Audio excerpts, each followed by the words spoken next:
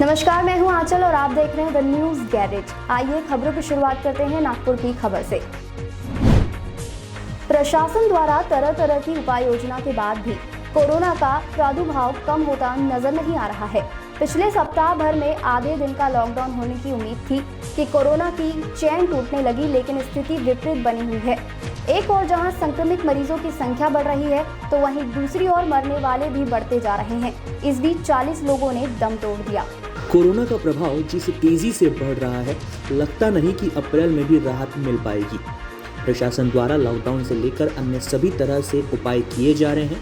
धार्मिक, सामाजिक, राजनीतिक आयोजनों पर रोक के बाद भी संक्रमण थमने का नाम नहीं ले रहा है। मरीजों की संख्या कम होने की बजाय तेजी से बढ़ रही है। यही वजह है कि अब प्रशासन की चिंता बढ़ गई है। टीकाकरण मुहिम भी जोरों पर चलाया जा रहा है, जबकि वायरस हर दिन नए नए इलाकों में एंट्री ले रहा है। इस बीच बुधवार को प्राप्त रिपोर्ट के अनुसार जिले में 3,717 नए संक्रमित पाए गए। इनमें सिटी में 2,932 और ग्रामीण में 782 मिले हैं। इसके साथ ही अब तक जिले में कुल संक्रमितों की संख्या 2,03,448 हो गई है। 40 मरीजों के साथ ही अब मरने वालों का आंकड़ा 4,737 को पार कर चुका है। वर्ष भर चली ऑनलाइन क्लासेस की वजह से कई पालकों ने बच्चों की पूरी फीस नहीं भरी है। वहीं कुछ स्कूलों ने पालकों की मांग पर इसमें 25 से 30% तक कमी भी की है, लेकिन अब भी कई स्कूल अपनी अड़ियल रवैये पर अड़ी हुई है। शिक्षा राज्य मंत्री द्वारा आदेश जारी किए जाने के बाद भी स्कूल मानने को तैयार नहीं है। इन दिनों स्कूलों ने बची हुई टर्म फीस वसूलने का नया फंडा निकाला है।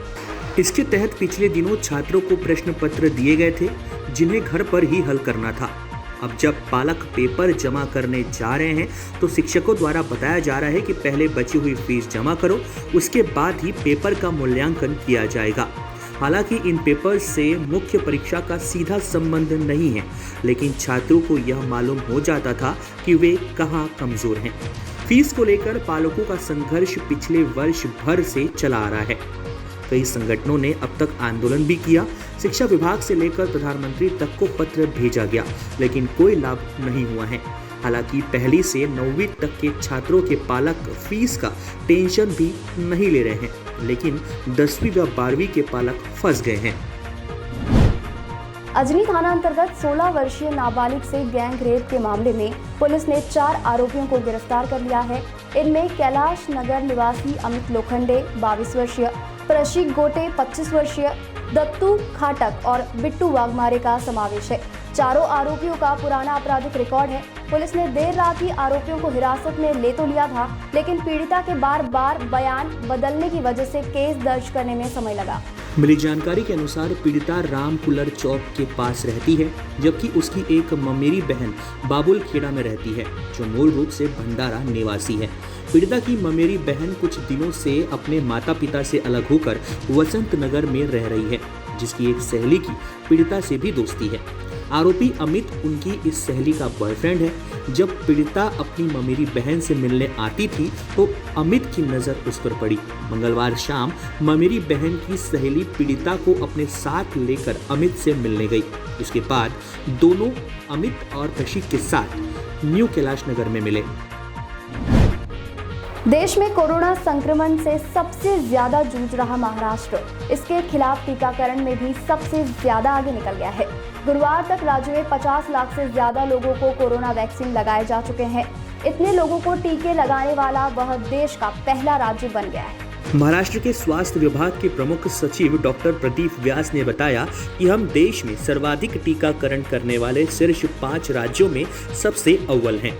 उन्होंने बताया कि राज्य में 6,72,128 लोगों को वैक्सीन की दूसरी खुराक भी दी जा चुकी है। इसके साथ ही अब तक राज्य में 50,14,774 लोगों को टीके लगाए जा चुके हैं। दिल्ली के गुरु तेग बहादुर अस्पताल के बाहर आज पुलिस और बदमाशों के बीच गोलीबारी हुई। इस गोलीबारी में एक बदमाश की मौत हो गई और एक के घायल होने की खबर है। पुलिस से मिली जानकारी के अनुसार पुलिस कुलदीप फज्जा नाम के बदमाश को मेडिकल के लिए लाई गई थी। ये बदमाश जितेंद्र गोगी गैंग का सदस्य है। इस पर हत्या जैसे करीब 70 संगीन से अधिक केस दर्ज हैं। इसे जब जीटीबी अस्पताल लाया गया तो उस वक्त गोगी गैंग के आधा दर्जन बदमाशों ने इसे पुलिस कस्टडी से छुड़वाने के लिए गोलीबारी कर दी।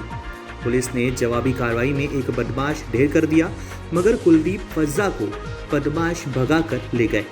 कुलदीप फज्जा को भगाने के लिए बदमाश कार से जीटीबी अस्पताल आए थे। इन बदमाशों ने पुलिस की आंखों में मिर्च पाउडर झोंककर कुलदीप को कस्टडी से छुड़ा लिया। बदमाश कुलदीप को लेकर गेट नंबर 7 से पैदल बाहर भागे। अस्पताल के बाहर बदमाशों ने मोटरसाइकिल लूटी और उससे फरार हो गए।